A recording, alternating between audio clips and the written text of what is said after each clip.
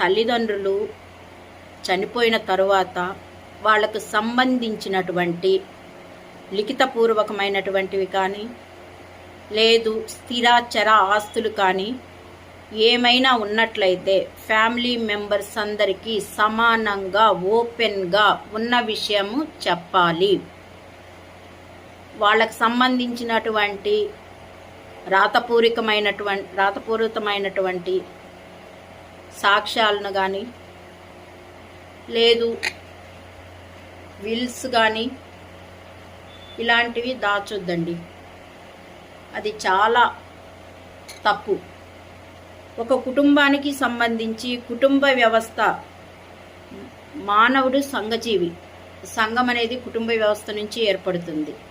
ఇలాంటి సమయంలో కుటుంబ వ్యవస్థ మంచిగా ఉంటే సంఘం మంచిగా ఉంటుంది. సంఘం మంచిగా ఉంటేనే ఊరు మంచిగా ఉంటే తెలిసిందే కదా.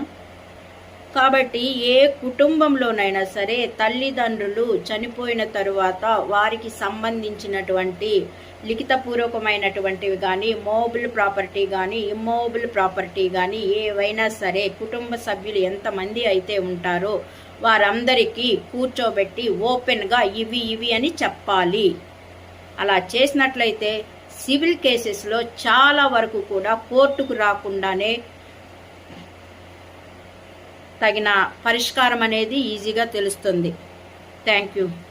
మీకు నచ్చినట్లయితే లైక్ చేయండి, షేర్ చేయండి, సబ్స్క్రైబ్ చేయండి. లేదు ఇంకా మీకు ఏమైనా ఏ విషయం గురించి అయినా తెలియాలి అంటే మీరు నా నంబర్కి కాంటాక్ట్ చేసినా నేను చెప్పగలను. Thank you.